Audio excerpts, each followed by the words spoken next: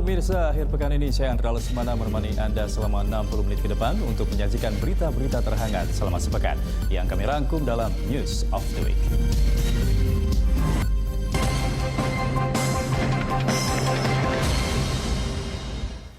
Dalam sepekan ini, redaksi News of the Week memilih berita yang menjadi perhatian utama publik sekaligus menjadi agenda setting. Sebagai pembuka, kami hadirkan heli TNI jatuh di Poso. Lalu di segmen kedua, saksikan aksi anarki sopir taksi. Dan sebagai penutup, simak mengawal manfaat Masela. Dan pemirsa, kita mulai informasi pertama.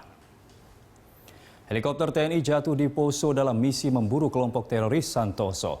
Gugurnya 13 personil tidak menyurutkan kelanjutan operasi Tinombala di Sulawesi Tengah.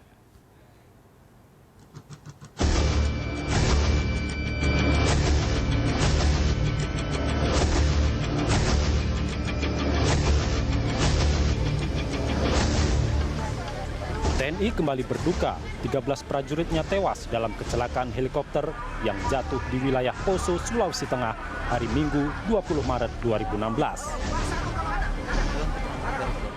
Berdasarkan keterangan Kapendam 7 Wirabuana, Kolonel Infantri Imade Sutia, helikopter Bell 412EP dengan nomor HA5171 lepas landas sekitar pukul 17.20 waktu Indonesia Tengah dari Desa Watutau, Kecamatan Lorepiore, Kabupaten Poso. Namun sekitar 30 menit mengudara, helikopter jatuh sekitar pukul 17.55 waktu Indonesia Tengah di Kasiguncu, Poso Pesisir Selatan, Kabupaten Poso. Helikopter ini membawa 13 orang yang terdiri dari 7 penumpang dan 6 kru.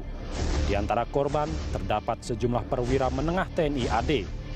Para perwira terbang menuju Poso dalam rangka persiapan perpanjangan operasi Tinombala, operasi dengan target memburu terduga teroris Santoso alias Abu Wardah bersama jaringannya. Dalam keterangan pers dari Mabes TNI Cilangkap, dugaan sementara heli jatuh akibat faktor cuaca buruk. Terus kemudian penyebab kecelakaan tadi sudah disampaikan diduga adalah cuaca. Karena memang kurang lebih sekitar 10 menit lagi menuju ke tempat pendaratan, di sana cuacanya dalam keadaan cuaca hujan. Demikian. Terkait musibah jatuhnya helikopter TNI Angkatan Darat di Poso, Menteri Pertahanan Ryamizat Riyakudu menyatakan akan segera melakukan investigasi mendalam. Ryamizat juga menyatakan keheranannya mengapa alutsista TNI, dalam hal ini pesawat maupun helikopter, berulang kali jatuh. Namun Ryamizat membantah anggapan helikopter yang jatuh di Poso ini akibat aksi sabotase kelompok Santoso. Pihak TNI menyatakan helikopter jenis Bell 412EP dengan nomor HA5171 yang jatuh masih layak terbang. Helikopter tersebut tergolong baru karena merupakan salah satu heli pengadaan tahun 2012 dari Kanada. Bell 412 adalah sebuah helikopter serbaguna yang diproduksi oleh Bell Helicopter Textron. Bell Helicopter bukanlah produsen helikopter sembarangan. Pabrik helikopter milik Textron ini merupakan penghasil helikopter kelas dunia. Helikopter milik TNI yang jatuh di Poso Minggu sore adalah pengembangan dari model Bell 212. Perbedaan utamanya terletak pada 4 bilah rotor utama komposit. Heli yang diawaki 2 pilot ini punya kapasitas angkut 13 penumpang dengan daya dari 2 mesin Pratt & Whitney. Bell 412 bisa melaju dengan kecepatan maksimum 140 knot atau 259 km per jam dan bisa menjelajah sejauh 745 km. Untuk Indonesia, Bell menggandeng PT Dirgantara Indonesia yang sudah mengantongi lisensi untuk membuat helikopter Bell 412. Selain dengan Bell, PT DI juga mendapat lisensi untuk helikopter NBO 105 dan Super Puma NAS 332 dari Eurocopter.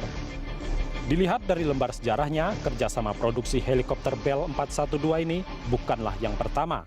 Sebelumnya, pada tahun 1982, PT DI telah memulai kerjasama seperti ini. Kala itu, PT DI menandatangani kesepakatan kerjasama pembuatan Bell 412. Lalu di Indonesia, helikopter itu mendapat nama baru, yaitu NBell 412. Setelah melalui kerja keras, 13 jenazah anggota TNI yang gugur berhasil dievakuasi pada Minggu malam. Jenazah langsung dibawa ke Rumah Sakit Bayangkara Palu untuk identifikasi. Iring-iringan ambulans yang membawa jenazah tiba di Rumah Sakit Bayangkara Palu Senin dini hari. Ke-13 jenazah kemudian disemayamkan di Aula Korem 132 Tadulako untuk selanjutnya diserahkan kepada pihak keluarga. 7 dari 13 korban adalah perwira TNI, antara lain Komandan Korem 132 Tadulako, Kolonel Infantri Saiful Anwar, serta Kepala Penerangan Korem, Mayor Infantri Fakih. Suasana haru menyelimuti rumah dinas Danrem 132 Tadulako, Kolonel Saiful Anwar, di Jalan Letjen Suprapto, Kota Palu. Beberapa jam setelah mendengar kabar duka, pihak keluarga langsung bersiap menyambut kedatangan jenazah. Kapolda Sulawesi Tengah beserta istri dan beberapa pejabat tinggi Polda juga mengunjungi rumah dinas Danrem. Kapolda Sulawesi Tengah, Rudi Sufahriyadi, menjelaskan petugas akan mengevakuasi semua jenazah dari lokasi. Setelah tiba di Rumah Sakit Bayangkara Palu, jenazah akan disemayamkan di Bandara Mutiara Sis Al Jufri yang ditetapkan sebagai crisis center. Ini berita duka telah terjadi kecelakaan helikopter dan kita dari TNI AD dalam operasi Tinombala menggunakan helikopter Bell tadi sore ya, karena sedang dicari karenanya apa tidak ketahui pasti. Namun demikian 13 ditemukan meninggal dunia. Pada Senin siang 21 Maret, 13 jenazah anggota TNI diterbangkan menuju Jakarta dengan menggunakan pesawat Hercules. Jenazah akan diidentifikasi lebih lanjut di Rumah Sakit Polri Kramat Jati. Sebelumnya, pihak keluarga telah meminta agar pemerintah memulangkan jenazah ke kampung halaman masing-masing. Setelah menempuh perjalanan udara, 13 korban jatuhnya helikopter TNI di Poso tiba di Jakarta.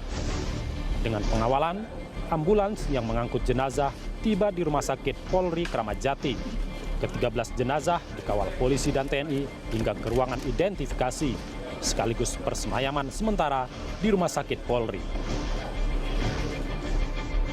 Suasana duka menyelimuti kediaman Sertu Bagus Rizka Perdana di Kampung Cijujung, Kecamatan Sukaraja, Kabupaten Bogor. Sertu Bagus menjadi salah satu korban dalam kecelakaan helikopter di Poso, Sulawesi Tengah. Sertu Bagus meninggalkan satu orang istri, Novia Nurwidati, dan seorang anak berusia 4 bulan. Di tempat terpisah, 800 anggota TNI Kodam 7 Wirabuana menggelar doa bersama bagi para korban kecelakaan helikopter di Poso yang menewaskan 13 orang penumpangnya. Doa bersama ini dipimpin langsung oleh Kasdam 7 Wirabuana, Brigjen Supartodi. Selain menggelar doa bersama, Kodam Wirabuana juga mengibarkan bendera setengah tiang sebagai tanda duka. Brigjen Supartodi mengatakan ke-13 jenazah sudah berada di Rumah Sakit Bayangkara Palu. 12 jenazah akan diterbangkan ke Jakarta, sementara 1 jenazah lain akan diterbangkan ke Makassar, Sulawesi Selatan. Rumah duka Kopilot Letu Wiradi Tridarwoko di Komplek Pekerjaan Umum Sabta Taruna, Jalan Koperpu 2, Kelurahan Bojong Rawalumbu, Kecamatan Rawalumbu, Kota Bekasi, ramai dikunjungi kerabat dan tetangga almarhum. Sejumlah karangan bunga ucapan bela sungkawa berdatangan. Suasana duka juga menyelimuti kediaman almarhum Kolonel Infantri Ontang Roma di Komplek Cijantung 2, Jakarta Timur. Sejumlah kerabat dan pelayat terus berdatangan ke rumah duka. Bahkan ibu korban yang baru tiba di rumah duka histeris dan nyaris jatuh pingsan. Pasca selesainya identifikasi lanjutan, seluruh jenazah korban jatuhnya helikopter di Poso disemayamkan di hanggar Skuadron 17 Lanut Halim Perdana Kusuma. Sejumlah keluarga korban terlihat berduka dan menangis saat melihat peti jenazah.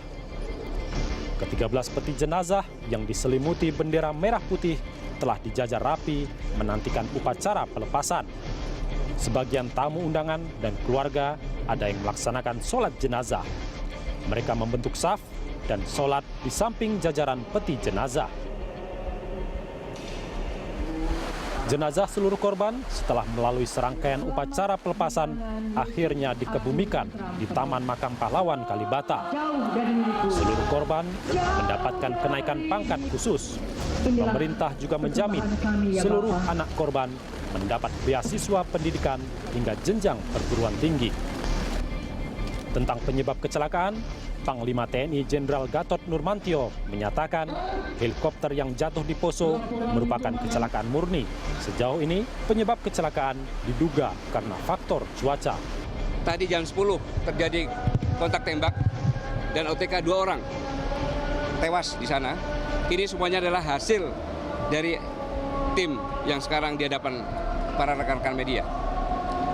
Dan selanjutnya jam 17.15 terbang menuju Poso yang seharusnya akan mendarat di depan Polsek, ada stadion, tetapi karena gelap akan berbalik ke bandara.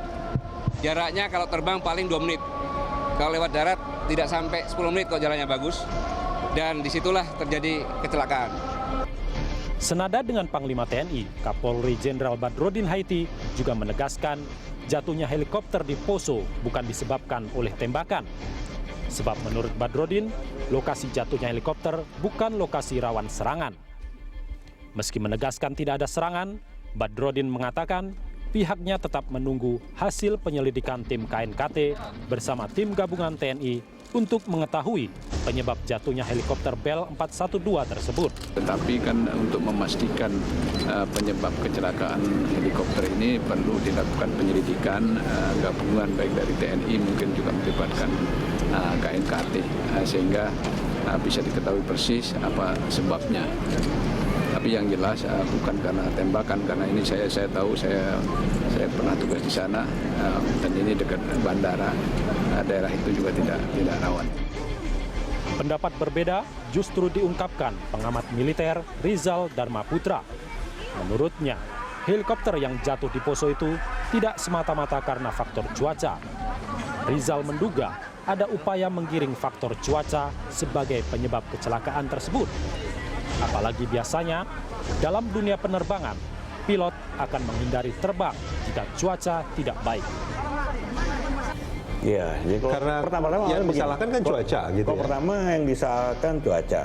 Nah, cuaca mungkin opini ingin menyalahkan cuaca gitu. Iya. Cuman buat yang mengerti bahwa misalnya mengerti dunia penerbangan bahwa dalam cuaca yang buruk seperti itu biasanya pilot untuk menghindari untuk menerabas cuaca yang buruk. Nah, jadi berarti kalau misalnya kecurigaan publik tidak berhasil digiring kepada cuaca, jadi tergiring kepada si human.